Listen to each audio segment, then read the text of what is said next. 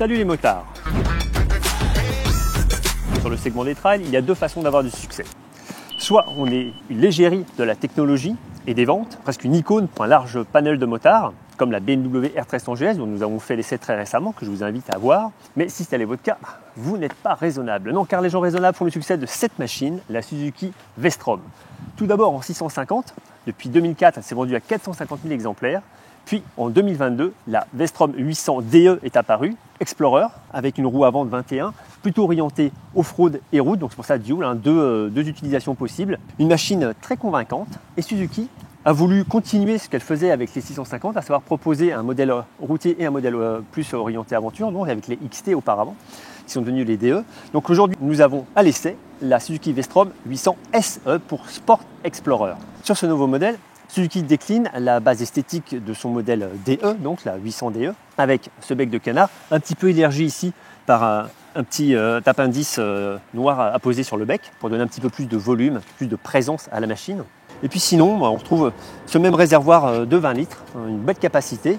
Moi, ce que j'aime beaucoup sur la SE, c'est que Suzuki l'a traité en gris argenté, ça répond à la fourche et ça donne un bon dynamisme, je trouve, à la ligne de ce trail de mid-size. Donc voilà, globalement, l'esthétique est toujours la même, toujours cette double optique que j'apprécie beaucoup et qui distingue la machine particulièrement. Ce qui va faire la différence, ça va être surtout cette bulle, beaucoup plus importante en termes de surface, très verticale, peut-être un peu trop d'ailleurs. Elle aurait pu être réglable plus facilement qu'avec des vis. À ce niveau-là, il y a quelques petites remarques à faire. On a toujours cette barre par contre sur laquelle on peut toujours fixer un GPS, donc ça c'est quand même assez pratique. Voilà, globalement en esthétique, on a fait à peu près le tour. La machine repose évidemment sur la même base châssis, à savoir un cadre acier avec des berceaux interrompus qui viennent se fixer sur le moteur à fonction porteuse et la boucle arrière en treillis acier également.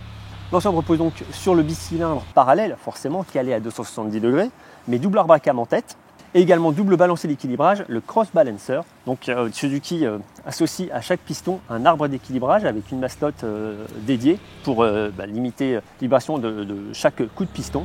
Et également, en les disposant à 90 degrés, on vient contrer les vibrations du vilebrequin. Donc on retrouve déjà cette fonctionnalité sur la DE bien entendu et aussi sur le Roadster 8S. Cette mécanique développe 84 chevaux à 8500 tours et 78 Nm de couple à 6800 tours. L'embrayage est anti-dribble et la sélection se fait au quick shifter également, up and down. Ça c'est un très très bon point et ça apporte aussi de la sportivité en dynamique, on y reviendra. La géométrie par contre va évoluer sensiblement.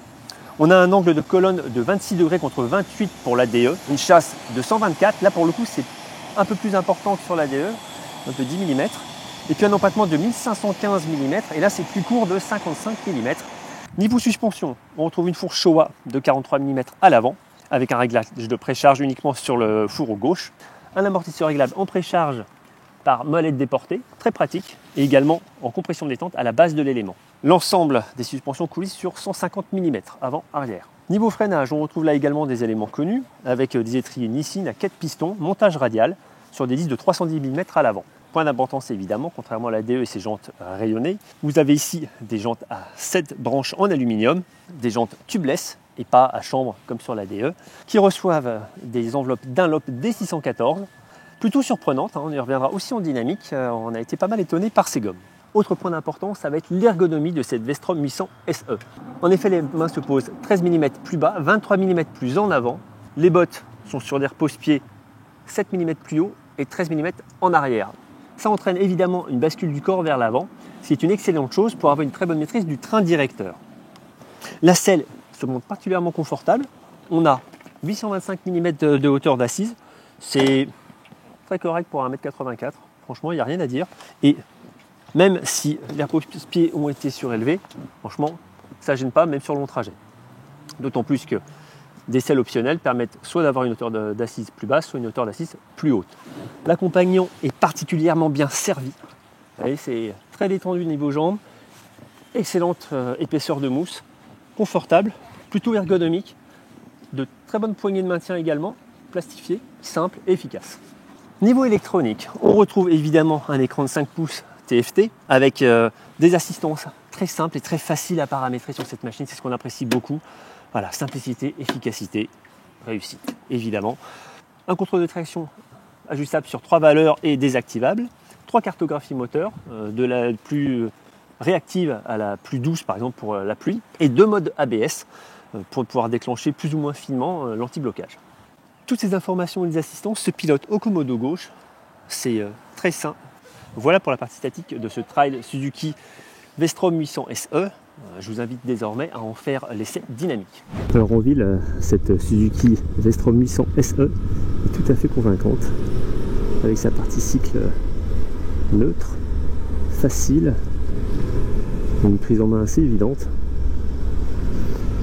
Voilà, j'aime bien, on a un peu d'appui sur le guidon tout de suite, on le sent immédiatement. On a une bonne position pour attaquer la route ensuite et rouler fort. Et en ville, c'est très confortable, il n'y a absolument pas de pression particulière. De toute façon, Suzuki sait faire des parties cycles et des géométries équilibrées. Alors, ça se dirige parfaitement, le rayon de braquage est vraiment excellent. Donc on peut circuler entre les voitures, entre les fils. Voilà, franchement convaincant.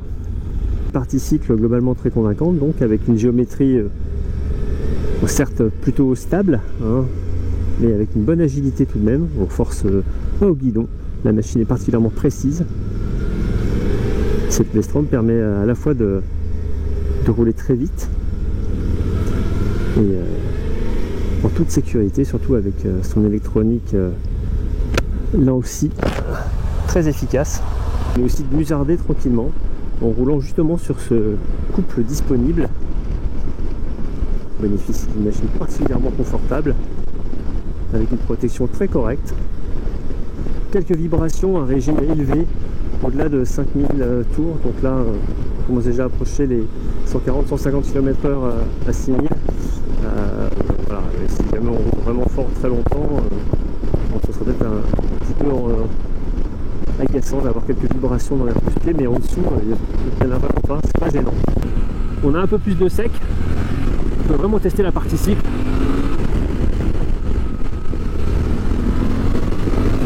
Et le moteur aussi, ce moteur est vraiment plaisant. Le Twin Suzuki, il a bon caractère, forte personnalité. Sur les rapports intermédiaires, autour de 4-5 000 tours, ça glissouille un petit peu, comme quoi il y a du couple, il y a de l'énergie dans ce bloc, et il y a de l'électronique qui régule tout ça très bien. Non, le train avant c'est pas si mal la fourche. Et ben finalement on a un très bon train avant, comme très souvent chez Suzuki. Je trouve que c'est convaincant. Au début je trouvais ça vraiment souple, mais plus on roule, on se rend compte qu'on a un très bon contrôle du train directeur, notamment avec cette position idéale sur l'avant, un petit peu plus sportive que sa version DE. Elle coche vraiment toutes les cases. Comme vous pouvez le voir, le moteur ne manque pas de dynamisme,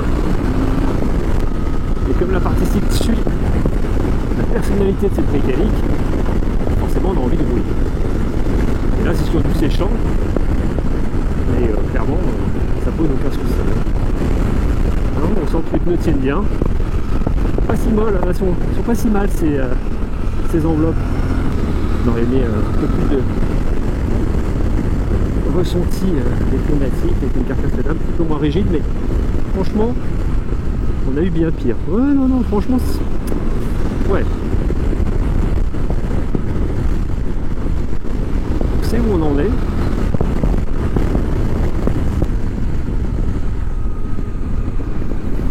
Vraiment une machine bien plaisante,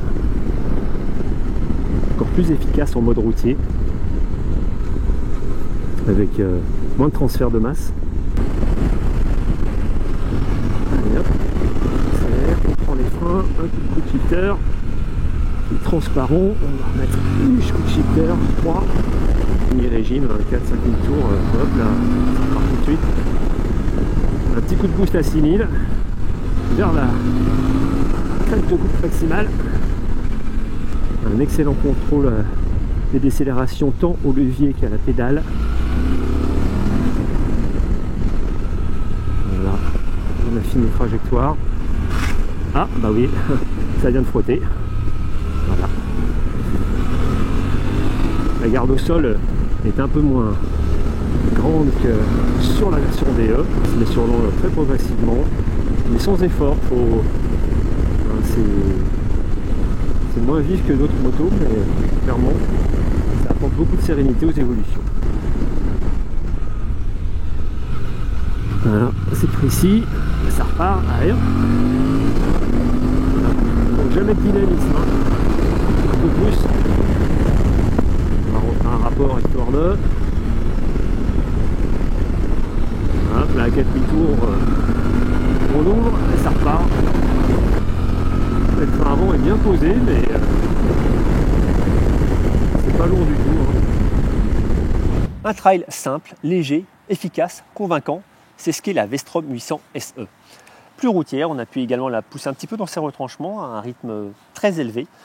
Tout à l'heure ça a artillé pas mal, je suis désolé, ma caméra a eu quelques soucis donc j'ai pas pu vous retransmettre cette petite arsouille, c'était plutôt pas mal.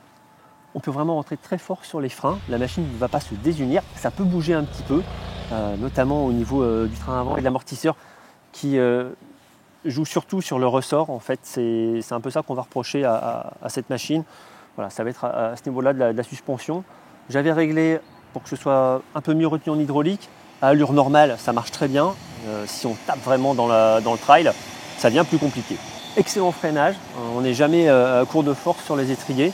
Excellent contrôle également, ça je vous l'ai dit aussi en dynamique, tant au levier qu'à la pédale. C'est très efficace. Petit point d'achoppement peut-être pour moi aussi, c'est une machine qui est très stable et comme en fait l'était le Roadster 8S, on retrouve un petit peu les mêmes principes. Ça reste assez joueur, mais on sent que l'ensemble de la machine est posé, hein, surtout le train avant. C'est pas vif, voilà, on garde de l'agilité, mais Suzuki choisit plutôt la stabilité.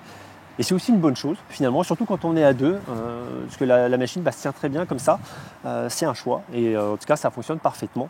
La machine est particulièrement convaincante, elle est relativement légère, 223 kg, c'est 7 de moins que sa copine DE. À allure très dynamique également, c'est le moteur qui fait sensation, avec un couple toujours disponible, même sur le dernier rapport à 4000 tours, on réaccélère et on a un peu ce gras moteur. Je trouve que c'est un twin qui parle bien, on a presque la sensation d'un V-twin, c'est certes recherché, mais c'est particulièrement convaincant sur ce moteur Suzuki. La puissance aussi à haut régime, en fait, on manque jamais de dynamique, je vous le dis encore une fois, de 4000 à quasiment 9000 tours, ça répond tout le temps présent et c'est particulièrement efficace et particulièrement plaisant. Surtout, on s'amuse au guidon de cette machine si on le souhaite, et puis aussi on peut faire du très sérieux comme du commuting, cette machine sait tout faire. Suzuki fait encore une fois une belle démonstration avec ce trail Vestrom 800 SE. Tarifé 10 499 €, c'est 1000 € de moins que la DE, c'est 1500 € de plus que la 650 qui la devançait. Donc avec les innovations apportées à ce modèle et ce moteur particulièrement démonstratif, hyper agréable, c'est pour moi un excellent choix pour une machine du quotidien, du voyage, une polyvalence différente de celle de la DE, mais une polyvalence routière fort sympathique. Voilà ce qu'on pouvait vous dire à l'issue de cette prise en main de la Suzuki Vestrom 800 SE. On vous en dit évidemment bien davantage sur l'essai en ligne sur lerepartdesmotards.com. Abonnez-vous à la chaîne YouTube et moi je vous retrouve très bientôt pour un nouvel essai. Ciao!